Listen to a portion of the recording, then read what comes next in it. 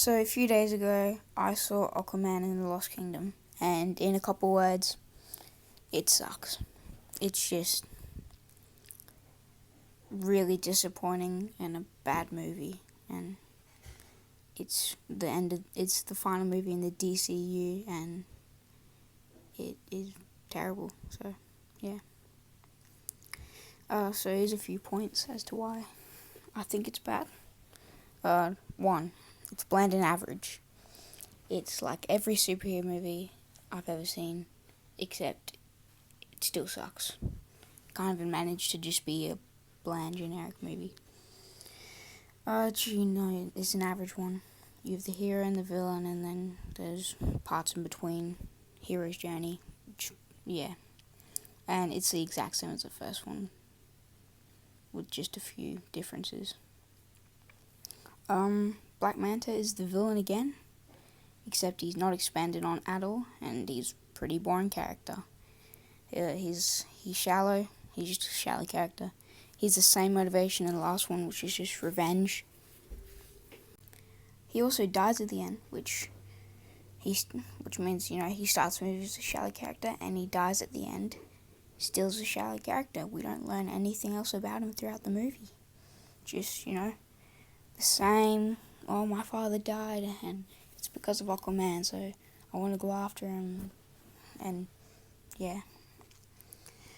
The threat, besides Black Manta, is basically climate change, because in the villain's journey, they burn Atlantean material, and it turns into greenhouse gases, which, global warming and climate change, so... And, it could be a good lesson, but it's just not subtle at all, and by the end of the movie, it's just completely gone, Middle of the movie, they talk about it a bit, and the start, but by the end of the film, it's completely gone. Randall Park is in the movie. He's just thrown into the movie, and you can tell he's just a last-minute thought, because there's no good writing put into his character. He's just a bland, uninteresting character that we don't really care for throughout the movie. And he's the exact same character as Harvey Guellin. Hope I pronounced that right. Same as his character in Blue Beetle. They're both the scientists working for the bad guy who has differing views from them, and assist the hero in the final battle. And the difference is one lives and one dies. Also, there's just no good acting at all. No one puts any effort into their role, and that's the problem. They're all good actors, except for, a few, but for the most part, like Jason Momoa, I'm blanking on his name, but the guy who plays his brother, Oren, and the guy who plays Black Manta, they're all good actors, but they just, my theory is that they don't care, because who would care about Aquaman 2? None of them put any effort in, and you can tell. And Dolph Lundgren, who's in this movie, and he was also in the first, except I don't remember him being this bad. Because in this movie he does a horrible job. Even though, like I said, he's a pretty good actor. Like, in films like Creed 2, he does a really good job. But, yeah, obviously you can tell he didn't put any effort in. Mara is still a prominent character. Amber Heard's character, Mara. And it's not James Wan's fault, but I just personally don't like Amber Heard, because, Johnny Depp, that case, pretty bad person. There's some really bad editing choices in particular scenes. In some scenes, like, there's a scene near the end where there's a random slow-mo. So, Dolph Lundgren's character is about to die, and then Ocean Master comes out of nowhere and saves him, and it's just a bit of random slow-mo.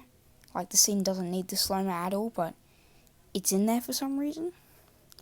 And it doesn't match the scenes like the one I just talked about. And of course, the movie's just not funny. There's no jokes in the film that are good. And one character in particular that I despise is a crab character. And he's the worst character in the film. I just do not like him. Yeah, he's not funny, and none of his jokes land.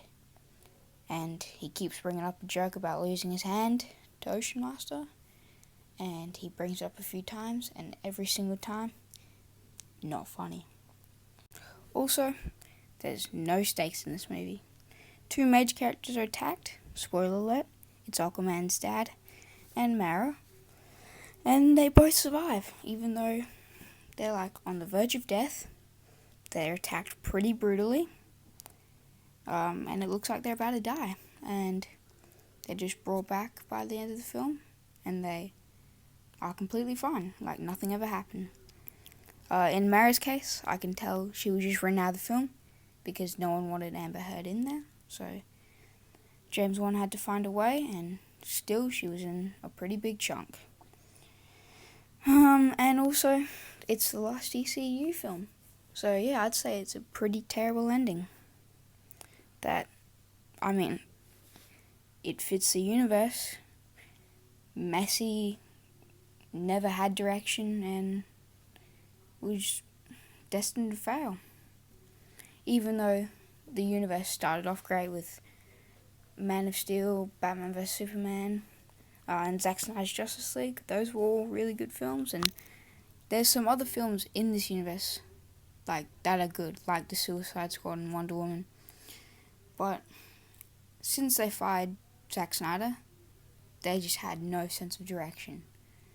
And then all the Zack Snyder haters wanted him back, and of course he came back for one film and then was done with it. And to be fair, I'd feel the same way. But yeah, that's my thoughts on Aquaman and the Lost Kingdom. Definitely was not great at all. So if I had to give it a rating, I'd give it a 3 out of 10. Just not an enjoyable film. Not even close.